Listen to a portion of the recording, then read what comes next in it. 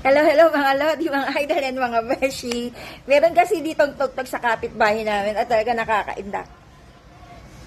Ayan. So, anyway mga lodi, no? Pang 2 weeks na natin naghihintay para tayo ay tawagan sa Chinese Gen, no? For radiation therapy.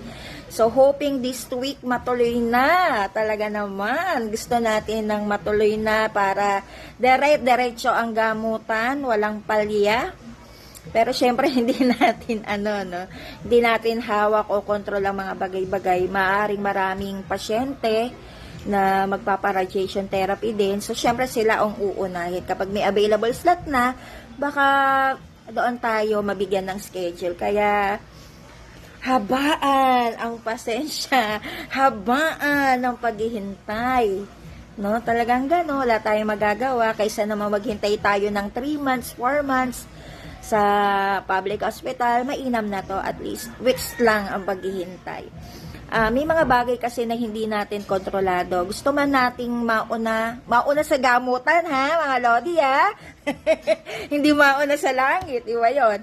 Gustuhin man nating mauna sa gamutan, pero hindi natin pwedeng pwersahin, no? Dahil hindi natin hawak ang schedule ng ospital at saka ng doktor. Kaya wait lang tayo. Tiyagaan lang, habaan lang ang paghihintay. So patuloy na nagtatanong sa akin kung nagsimula na ako ng radiation, hindi pa po, wala pa po. Sabay-sabay po tayong manalangin, ipagdasal nyo ako na matuloy na yung radiation therapy ko. Although may kaba, syempre hindi ko alam kung ano yung mga side effects niyan. Pero sabi naman ng rad-on ko na wala namang ganong side effects. No? Medyo sa katagalan daw, syempre hindi maiiwasan, magkakaroon ng konting butlig-butlig or sugat-sugat. Pero meron naman daw pamahid. Other than that, wala namang ganong malalang side effects ng radiation therapy. Mas maano pa raw daw yung epekto mas matindi pa raw yung epekto ng chemotherapy. So, let us cross our fingers. Na wala tayong maramdamang side effects sa radiation therapy. No? Pinagdasal ko na kay God yan. Sabi ko, Lord, eto na naman yung panibagong journey ko. So, sana wag mo akong iiwan kung ano man yung mga maging side effects nito sa akin. Go lang, no? Makayanan natin ng gusto. Kasi mga nakakausap ko naman na nakatapos na ng radiation therapy, okay naman sila, wala naman daw, yun nga, sabi nila, wala naman daw masakit, wala naman daw mga side effects. Yun nga lang, syempre, yung balat mo, magkakaroon ng burn, yung parting na operahan, no, may tahi, magkakaroon daw ng burn or konting mga sugat-sugat.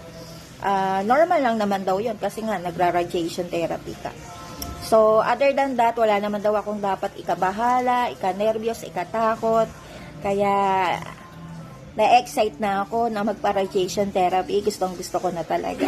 No? Hindi ako kinakabahan, para akong na-excite kung anong mangyayari sa akin. Habang nakasalang ako dun sa makina na napakalaki, no? Para nakahiga lang ako, nakataas ang kamay, ganyan. Nakataas lang yung kamay ko, tapos nakaganyan lang. Nag-practice na kaya ako. Kaya yan, kaya ko na siyang itaas. So, go lang tayo mga lords, ha? Tuloy-tuloy lang ang gamutan. Wala tayong dapat ikatakot because alam natin si God ay kasama natin. Sa bawat araw na tayo ay nagpapagamot. Sa bawat na araw na tayo ay nabubuhay. Hindi tayo iniiwan ni God. Maging positibo lang tayo. At syempre, humapit ng mahigpit kay Lord. Bye-bye! Please subscribe, share, and follow my YouTube account. Thank you mga Lodi. I love you very much. Ingat po lahat.